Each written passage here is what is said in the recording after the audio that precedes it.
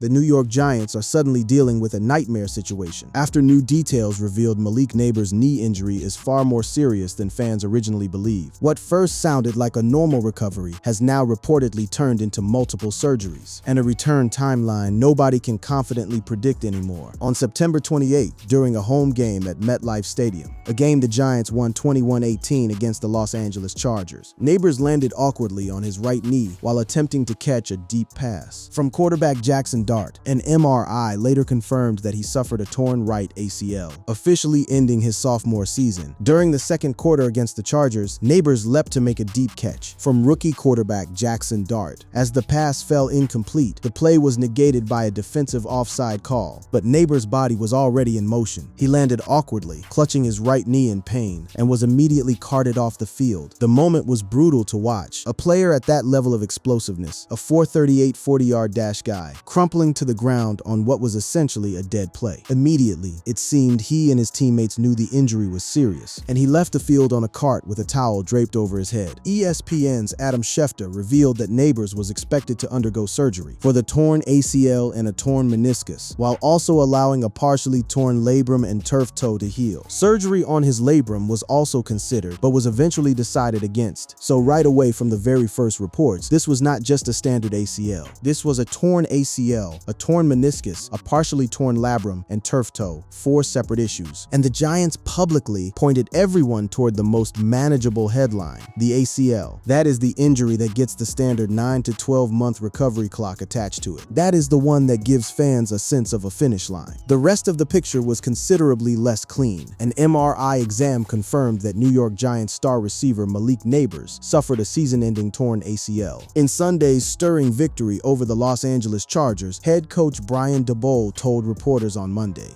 NFL Network insider Ian Rappaport reported the news earlier Monday. The Giants placed Nabers on injured reserve.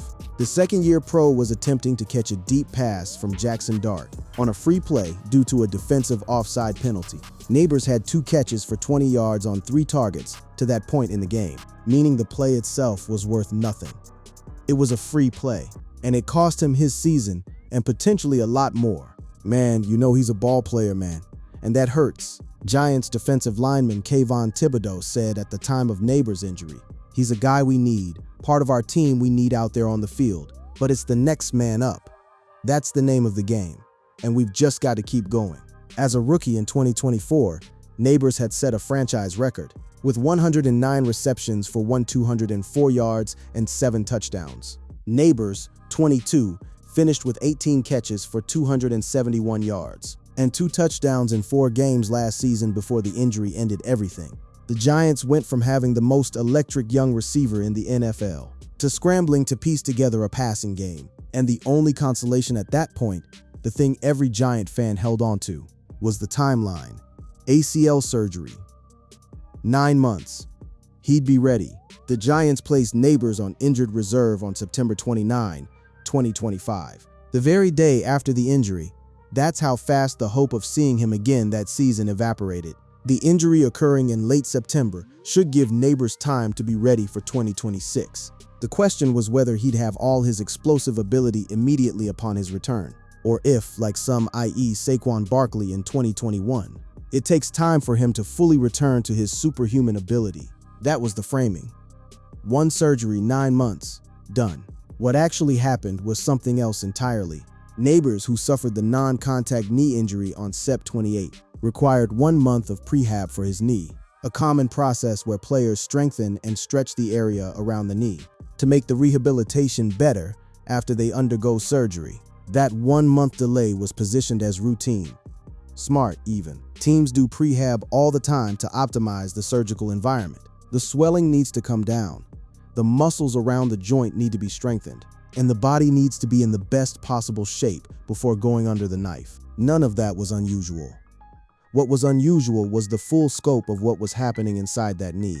New York Giants star wide receiver Malik Nabers underwent surgery to repair a torn ACL in his right knee and began rehabilitation the following day after being discharged from the hospital. The procedure was done exactly 1 month to the day of the injury, and it was performed by Cowboys head team physician Dr. Daniel E. Cooper. It was deemed successful after allowing the swelling to subside and undergoing prehab over the past few weeks. The surgery itself was performed on October 28, 2025, a full 30 days after the injury occurred. Rappaport added that Nabers was expected to be ready for the 2026 season, and again, the public framing was optimism. Surgery. Successful. Rehab starts. See you next year. That was the message. The clock starts now. But there are two very different injuries happening inside that knee. The ACL is the headline. The meniscus is the subplot that changes everything. Guys play with repaired and rehabbed ACLs all the time. It's when you also tear your meniscus that it becomes an issue, former Giants running back Tiki Barber said on Evan Tiki, because it's hard to repair that fatty pad tissue. He's not a 6'5" wide receiver. He thrives on his athleticism. And the only way as a bounding athlete you feel comfortable is if you don't have pain. That is the crux of it. The ACL reconstruction is a known process with a known timeline and a well-worn path back to the field. NFL players return from ACL tears routinely. The meniscus adds an entirely different dimension, one that is less predictable, more painful, and more directly tied to an athlete's ability to cut, accelerate, and play without hesitation. And Malik Nabers' entire game. His separation, his route running, his yards after catch, is built on precisely those movements. Return to full competition typically occurs around months 9-12 for elite athletes after ACL reconstruction. It depends heavily on graft healing, strength recovery, neuromuscular control, absence of pain or swelling, psychological readiness, and sport demands. Other co-injuries, meniscus, cartilage, can complicate recovery and long-term joint health. Psychological resilience is critical. Trusting the knee again, overcoming fear of re-injury, and regaining explosiveness. Given his additional injuries, turf toe, shoulder, a comprehensive rehab plan must address all affected regions. The Giants' messaging in the weeks and months after the surgery stayed disciplined, optimistic. Nabers would be ready for 2026.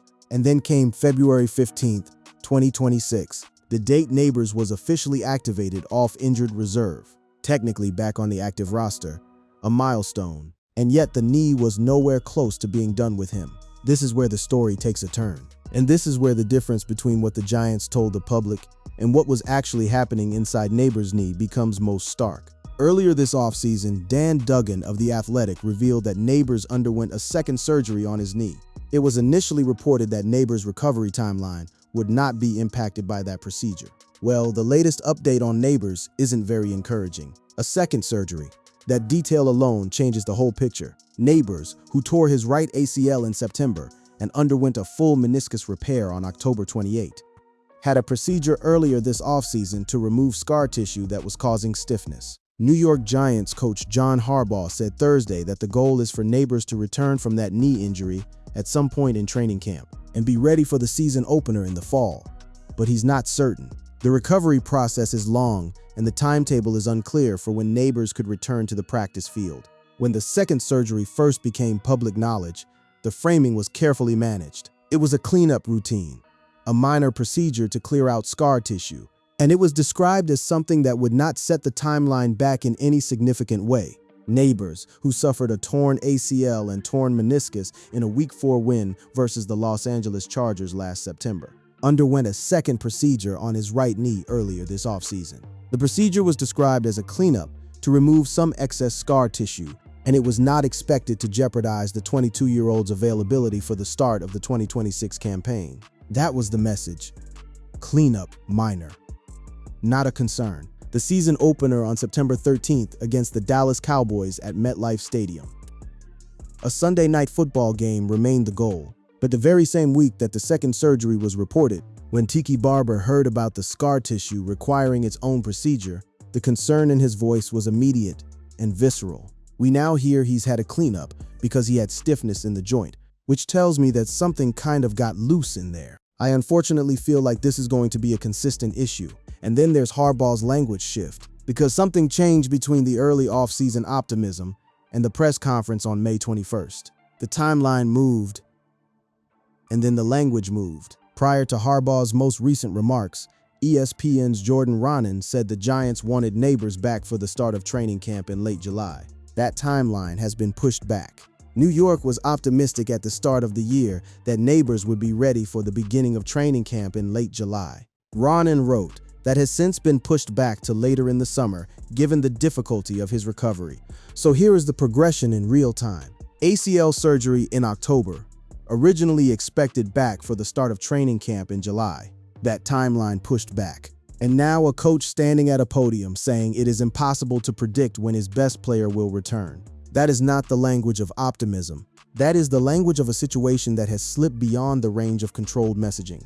The moment that sent this story from a quiet injury update to national news was John Harbaugh's press conference after the Giants' third OTA on May 21, 2026. Because Harbaugh, a meticulous communicator, a man who spent years in Baltimore carefully threading the needle on injury information, stepped to the microphone and broke the carefully constructed narrative that had been running since October.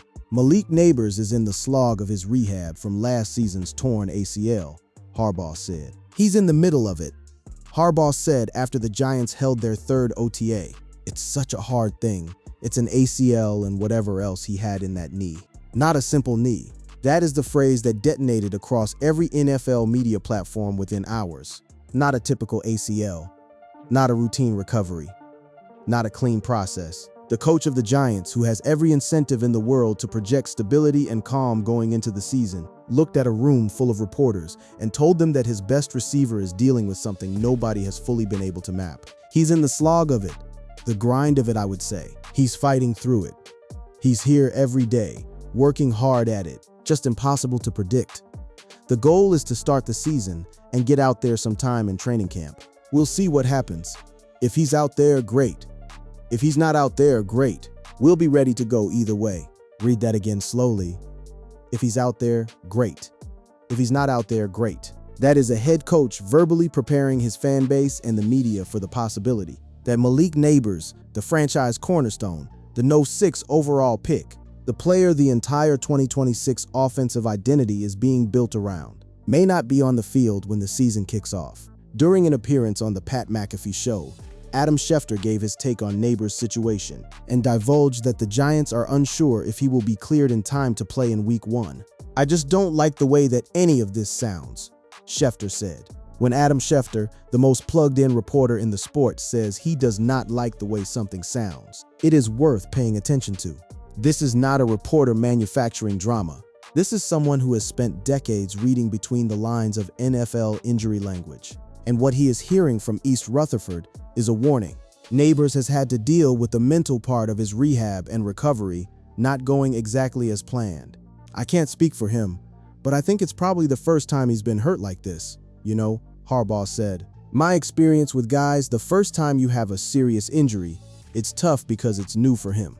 Harbaugh said, it's a tough process. Our job is to stay close to him, to stay with him, and his job is to trust, work hard. He's doing his job, and the trainers and docs are doing their job. It seems each time the Giants talk to Harbaugh or GM Joe Schoen, Nabers' availability to start the 2026 season becomes less certain, and that is the headline hiding inside every sentence of careful coaching speak Harbaugh has offered over the past several months. Every update chips away a little more of the original confidence. Every press conference moves the goalposts a little further down the field. Part 5. What this means for the Giants and for Nabers himself. To understand the full weight of where the Giants stand right now, you have to understand what Malik Nabers actually was before his knee gave out. Not what the media said he was, what the numbers said. As a rookie in 2024, Nabers played in 15 games, finished with 179 targets and 109 receptions for 204 yards and 7 touchdowns, and earned his first Pro Bowl nod. His 109 receptions set a new franchise record, surpassing Steve Smith's mark of 107 receptions in 2009. And they are also the most by a rookie wide receiver, passing Puka Nacua's 105 receptions in 2023. His 127 receptions through the first 19 games of his career ranks second to Odell Beckham Jr. in NFL history for the most through 20 games. Through 19 games in the NFL, second all-time. That is the player the Giants are waiting on. Nabers is expected to be the Giants' #1 receiver and the top option for quarterback Jackson Dart, who is without 2 of his top targets this spring. And it is not just Nabers. Darius Slayton is also sidelined following core muscle surgery. Harbaugh said Thursday that the expectation is Slayton will be ready by the start of training camp. So the Giants are preparing to open the 2026 season, potentially on national television, without certainty that either of Dart's two most established receiving options will be ready. To kick off the season with a win, the Giants will need to outscore the Cowboys' high-powered offense, led by Dak Prescott, CeeDee Lamb, and George Pickens. That is the opponent.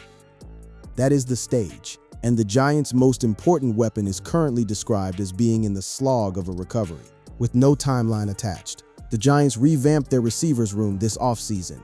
They lost Wan'Dale Robinson to the Tennessee Titans in free agency and added Darnell Mooney and Calvin Austin III before drafting Malachi Fields in the 3rd round. A bunch of receivers rotated in with the first team at OTAs, among them the recently signed Darnell Mooney, Calvin Austin III, and 3rd-round pick Malachi Fields. But none is the equal of Nabers, who had a record-breaking rookie season in 2024, after being selected with the 6th pick out of LSU.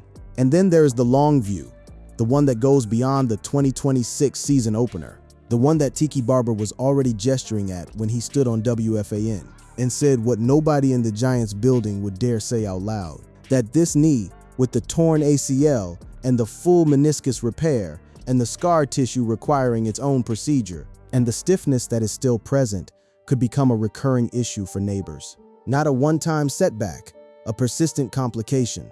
There's the matter of how long it takes Nabers to return to the level he was at before the injury, if he even gets back there. That last clause, if he even gets back there, is the hardest one to sit with.